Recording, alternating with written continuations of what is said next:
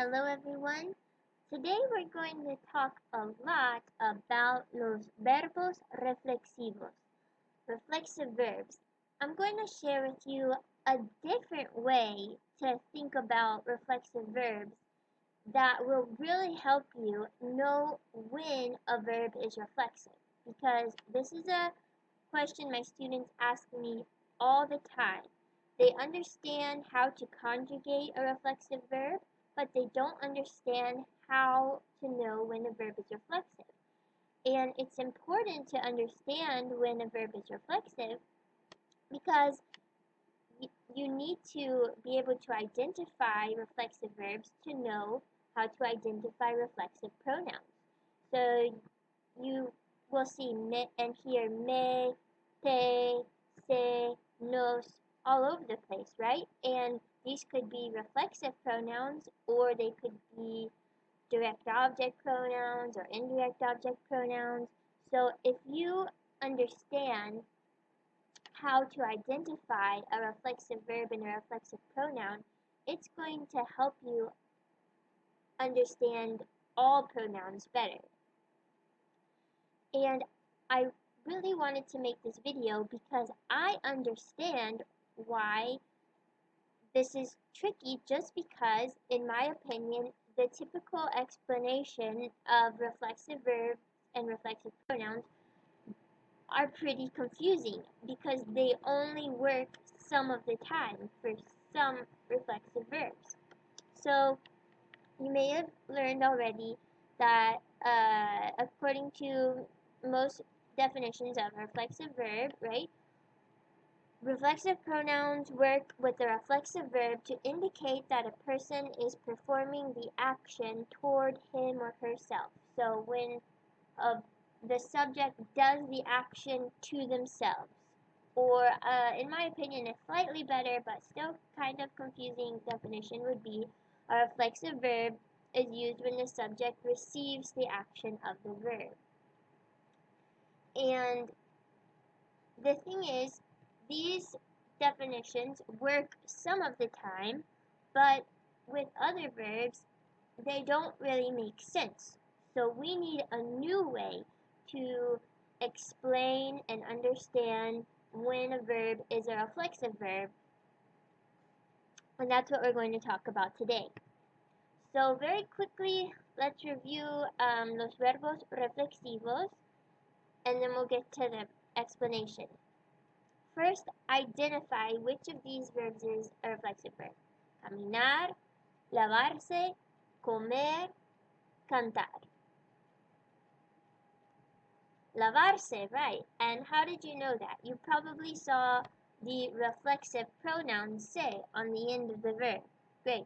And lavarse is lavar is to wash. Lavarse makes it reflexive, right? So we could say lavarse los dientes, to wash or to brush your teeth. And remember, this se is a reflexive pronoun. So we have here our subject pronouns, and here our reflexive pronouns. This se will change depending on who the subject is, right? So we will have yo me lavo los dientes, tú te lavas los dientes, él, ella, usted se lava los dientes, nosotros nos lavamos los dientes, ellos, ellas, ustedes se lavan los dientes. So remember, you change the reflexive pronoun se to match the subject of the sentence. And actually, here we have the subject pronoun yo and the reflexive pronoun me. And we don't always need to say this yo, right? Yo me lavo los dientes is a little repetitive. When would I need to say yo? To emphasize, clarify, contrast that I am brushing my teeth. For example, if I said, tú no te lavas los dientes, pero yo me lavo los dientes. Like, you don't brush your teeth, but I brush my teeth. So here I'm putting the subject pronouns tú and yo because I'm emphasizing and I'm making a contrast, but it's also in other contexts makes perfect sense just to say me lavo los dientes. Alright, so now identify the reflexive verbs from these verbs. Lavarse, irse, desmayarse. Lavarse, to wash, we already saw, like me lavo los dientes. Irse, ir, we know is to go. Sometimes it comes with a reflexive pronoun. Oh, so this is a reflexive verb? Like, hasta luego me voy. Bye, I'm going. See you later, I'm going. Desmayarse. Here we have a reflexive verb as well. Desmayarse is to faint. A veces me desmayo. Sometimes I faint. Oh, that's not good. Well, we have a say here too. Is this a reflexive verb too? Okay, lavarse. I wash myself. I brush my teeth myself. That works according to our traditional definition. Irse. I go myself. I make myself go. According to our typical definition of a reflexive verb, this might not make sense, but yes, it is a reflexive verb. I will explain why. It does have this reflexive pronoun, which behaves like this reflexive pronoun, just like in the lavarse. Desmayarse, I faint myself? Well, that really doesn't make sense. You don't want to faint, do you? But yes, desmayarse is also a reflexive verb. So clearly we need a better way to define and identify reflexive verbs. And to do that, we're going to look at three categories, tres categorías. The first category we'll look at is los reflexivos verdaderos, true reflexive. These are like lavarse, where it does fit to the traditional definition that the subject receives the action of the verb.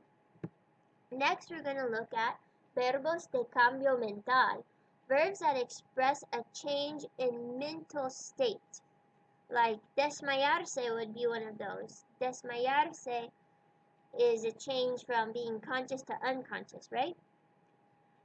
And finally, verbos de movimiento direccional, verbs of directional movement, verbs that express moving in one direction to another. And irse would go with this one, right? Irse, I'm going from one place to another. So we'll break this all down in detail with examples. Let's start with los reflexivos verdaderos, the true reflexives. And again, these are the easiest to identify because they do fit the traditional definition. The subject receives the action it performs. So we already saw lavarse. How about ducharse, to shower yourself? Juan se ducha todas las mañanas. Juan showers himself every morning. That makes sense according to our definition of a reflexive verb. And we know that the reflexive verb does indicate that the subject receives the action because, right, mi hermana se lava las manos. We get the reflexive verb here because my sister is washing her own hands. But if we just use the verb lavar without the reflexive pronoun se, it means my sister's washing something else. So we could say mi hermana lava al perro. Mi hermana lava al perro. My sister washes the dog, not herself, so we don't use the reflexive pronoun. So true reflexives, that's pretty clear, right? It fits the traditional definition. Things start to get confusing with this typical definition because it doesn't work with the other two categories. So now let's look at those. Verbs of change in mental state, like enfadarse. Enfadarse means to become angry. And it doesn't always mean like you make yourself angry. No, if we look at our typical definition where the subject does the action to it themselves, it makes it seem like enfadarse, it makes it seem like it would always mean that Christian makes himself angry. But no, that's not what it means. Let's see in this sentence. Cristian se enfada cuando su hermano mayor lo pega. Cristian gets angry or becomes angry when his older brother hits him. So we're not trying to say he makes himself angry. We're just expressing that he goes from happy or just a neutral mental state to becoming angry. So we have a change from to become angry. Some other examples. Enamorarse is to fall in love, like me enamoré de ti. So this doesn't necessarily mean that I made myself fall in love on purpose, right? No, it's a reflexive verb because it expresses a change from I'm not in love and then I become in love, enamorarse. So it's a reflexive verb because it expresses a change in mental state. Again, we already saw enfadarse, to become angry, like me enfado mucho cuando pierdo mis llaves. I become really angry when I lose my keys. So I'm not angry and I become angry. So we have a change in mental state, and that's why this verb behaves like a reflexive verb, me enfado. Finally, despertarse. Despertarse, to wake up. Let's read the example. Me desperté porque había mucho ruido. Me desperté porque había mucho ruido. I woke up because there was a lot of noise. So in this case, the noise woke me up. I didn't wake up on purpose. That's not what we're saying. I'm not saying I woke myself up. I'm just saying that I went from asleep to awake. Asleep to awake. So we have a change in mental state from asleep to awake, so it's a reflexive verb. So that's our second category of reflexive verbs, are verbs that express a change in mental state. And it's pretty cool. We can see some differences in a verb like dormir without a reflexive verb versus dormirse with the reflexive pronoun,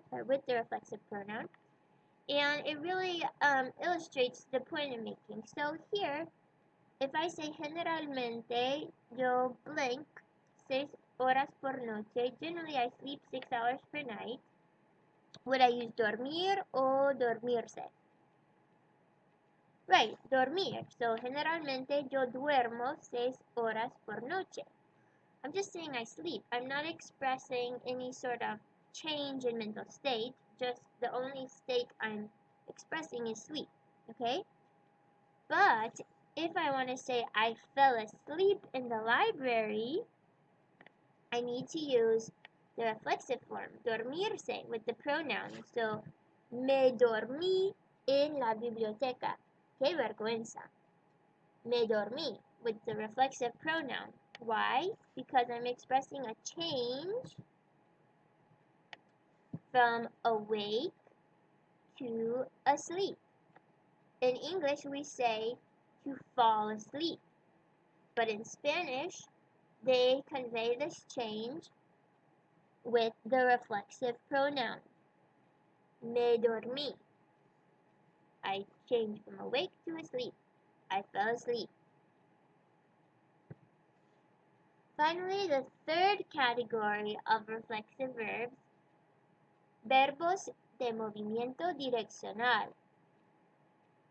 Verbs that express some movement in a direction. Okay, it'll make sense with the examples. Let's take a look.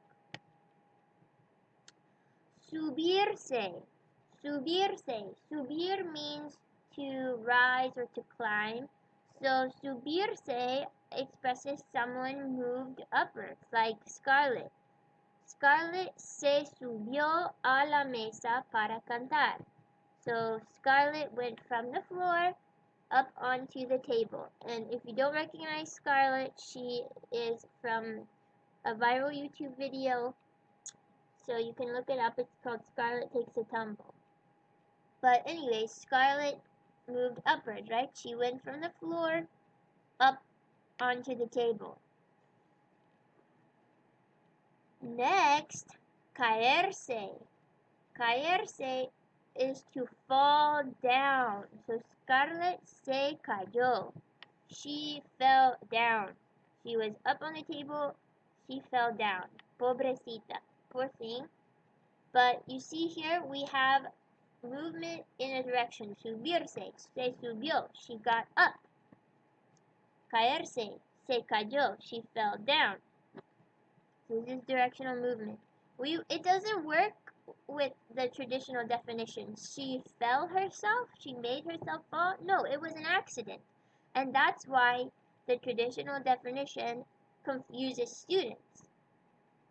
So by looking at it with a different definition, the third category, verbs that express directional movement, it does make sense, right?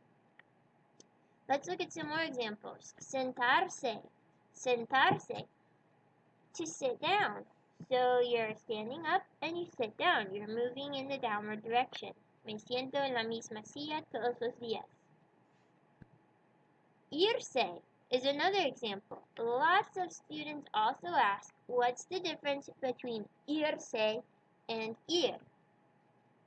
Well, if I say hasta luego me voy, that means that I am moving from one place to another, which we could also consider leaving. So I'm going from one place to another.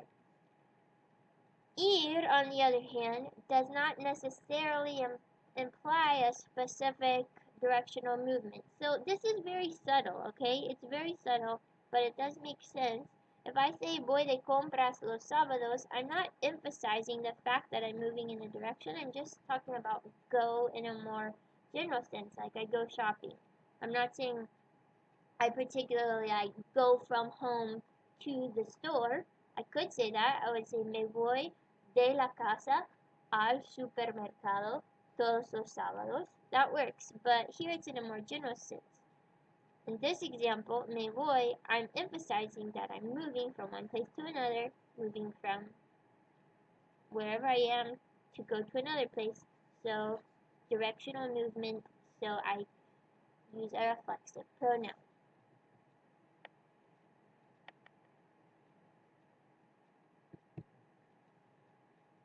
So, there you have it, 3 categories of reflexive verbs. And if you think of reflexive verbs according to all these 3 different definitions, it should help you greatly to be able to identify when a verb is reflexive. When you're thinking of a verb and you try to remember, do I need a reflexive pronoun with this or not? Or when you see a pronoun and you're trying to identify, is this a reflexive pronoun or is it some other type of pronoun? Think about these 3 categories of reflexive verbs and it should help you. And with practice, practice, practice, eventually it will just become automatic and you don't even need to think through these definitions because of course the definitions and rules and all of that are just to facilitate us becoming fluent and becoming able to produce and understand Spanish language automatically without even having to talk about it and without even having to think about it. And if you keep on practicing, you'll get there, but understanding the rules and thinking about things and kind of how does the language work can also help you get there a little bit faster, help you make sense of things on your language learning journey. I didn't come up with these 3 categories. There's been a lot written on this subject, and if you would like to read an academic article or learn about this in more detail, A good article about it is by Lozano. You have it listed here, and there's been plenty of things written on the subject, but I really think this article by Lozano is clear, easy to understand, and provides lots of examples. Gracias por ver el video. Thank you for watching, and I'll see you in the next video. Also, feel free to leave any questions you have in the comments section, or just list some different reflexive verbs you can think of in each category. Some reflexive verbs that are true reflexives, some reflexive verbs that express a change in mental state, or some reflexive verbs that express directional movement. List the examples in the category comments, and we can all help each other learn. Alright, see you in the next video. Hasta luego.